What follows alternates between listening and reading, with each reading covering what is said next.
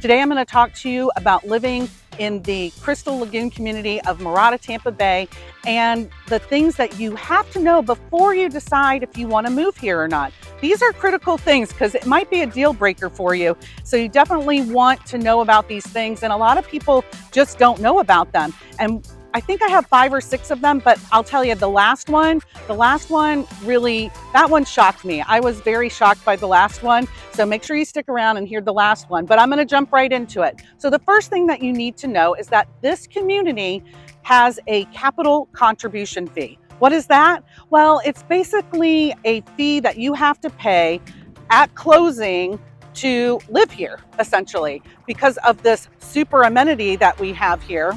It's a one-time fee paid by the home buyer at closing as an initiation fee is what they kind of call it. That fee varies by the type of property that you buy. So if you're buying a townhome, a villa, a single family home, the fee will vary. It starts at about $1,000 and it will go up to just under $1,700.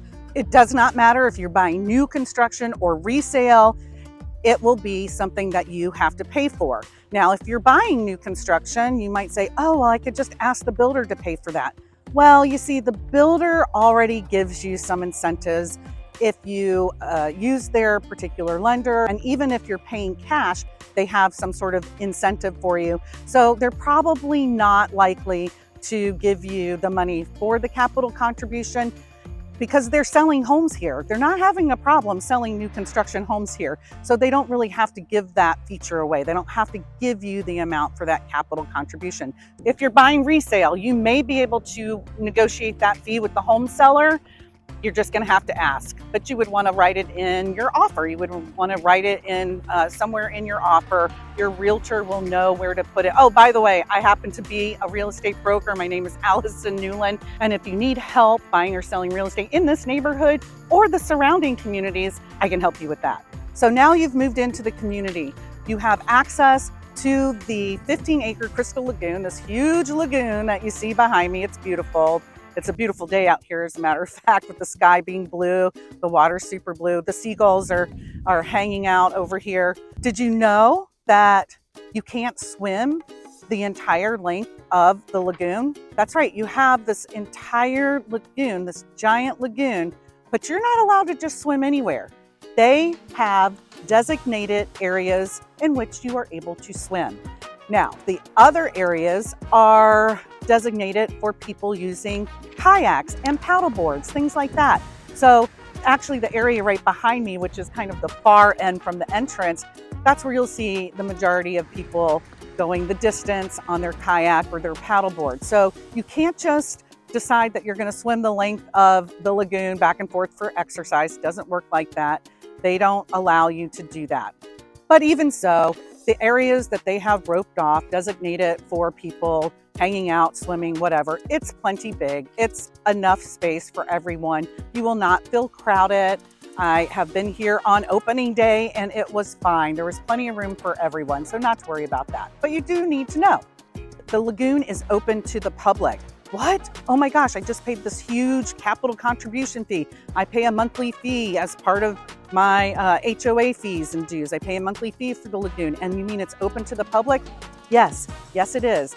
But they have to pay a pretty substantial amount of money to get in the door at the gates of the lagoon. They have a certain limit of how many people that they will allow in, is what I understand. Of course, you can try and confirm that, but you're gonna see a fee to get in somewhere upwards of $25 or so. Sometimes they offer specials. Sometimes also, I noticed last summer, they offered people, if they wanted to come in the afternoon, which is when it starts to rain typically in the summer.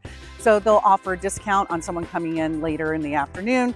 But it is a substantial enough amount where you would not see the same person coming here every single day, because people simply just can't afford to spend that much every single day. It'd be like going to Disney every single day, having to pay.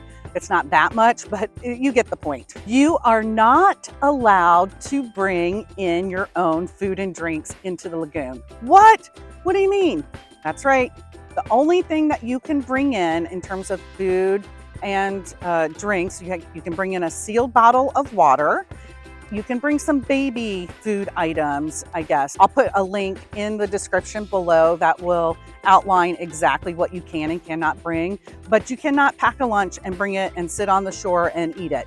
You will have to purchase from the food truck vendors that are here, because there's not a restaurant here right now. They do just bring in food truck vendors, which is nice because they can be different and you can get some variety that way. But you cannot pack a lunch and eat it here. You'll just have to buy what's here, or else you could just head on home around the corner, because you do live in the neighborhood, right? And you can go to your house and you can eat there, or you could pack a lunch. You can go over to the little playground area, which is just across the street. If you had some little kids, you could say, oh, let's just walk over to the playground area and have our picnic lunch. Kids love to do that. So you could do that, but you cannot pack it and bring it inside the gates of the lagoon.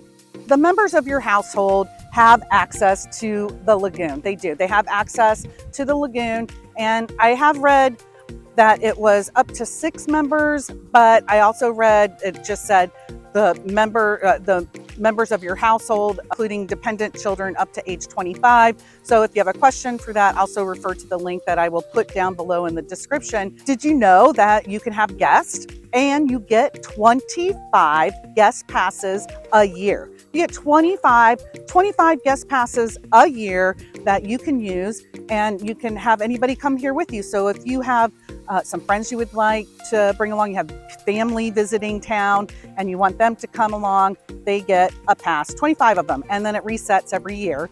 And if you run out of those passes, the good news is that you are able to get your guest a pass for $5. So that is great news, and that is one of the benefits of living here, is that you get that discount. And speaking of discounts, because you are a resident member of the lagoon, you get discounts. You will get a discount on the paddleboard rental, the kayak rental. If you wanted to rent a cabana or an aquabana, you will get discounts on all of that.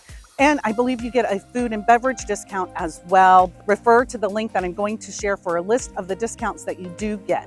Something else you need to know about what you're allowed to bring into the lagoon: you cannot bring a giant float. They do not allow that. You can't do that. You can bring 1 pool noodle per person. That's what you can bring. But that's helpful, right? So you can kind of float around and you don't have to, exert too much effort if you don't want to. You can float around on your pool noodle, but you can only bring 1 per person. There is one thing I want to share with you about this being a golf cart friendly community. The fact of the matter is that while it is a golf cart friendly, lagoon cruiser friendly community, there are limitations. You can use it in most areas of the community, but there is a sign before you get to the intersection of Mirada Boulevard and State Road 52 where it says no golf carts beyond this point. And the thing about that is that the neighborhood shopping center is on the north side of State Road 52.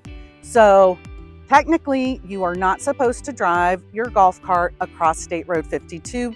The sign says so. Even though it is friendly, that doesn't mean you can't have an accident of some sort. And especially if you go over a highly traveled fast road like State Road 52.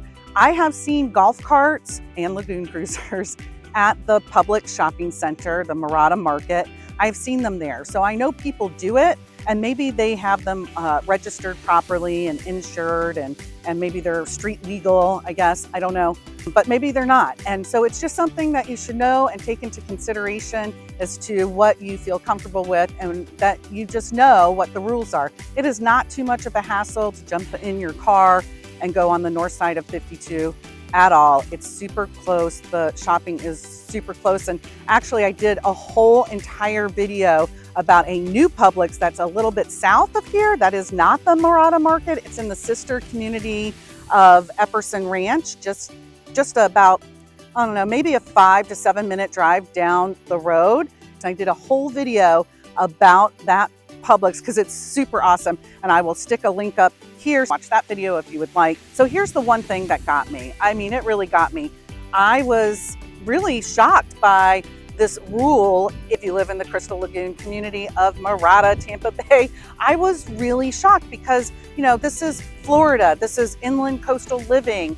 You know, people dream about living in Florida and what that means and what goes with that. It means sunshine, it means beaches, it means hanging out outside a lot, it means warm weather, and it means orange juice, oranges, citrus fruit, right? It's synonymous with oranges. When you were a little kid and you would maybe come to visit Florida if you were so lucky, I bet you anything you stopped at one of those roadside stands that had a bag of oranges, or you can get an orange and you would put that thing in the orange where you could drink the juice right out of the orange. They existed. I don't even know if they make them anymore. I'm dating myself too much for sure, but I remember that.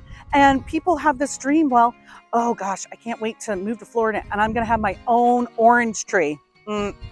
Not here, maybe not here, because it specifically says, and I'm going to read this. I've got to put, these are actually reading glasses, if you can believe it. There's sunglasses that are reading glasses. It's a must-have thing if you live in Florida. Okay, so I'm going to read this to you, even though I know you can read. It says, the use of citrus trees is discouraged and will be considered by the ARB, that's the Architectural Review Board, on a case-by-case basis.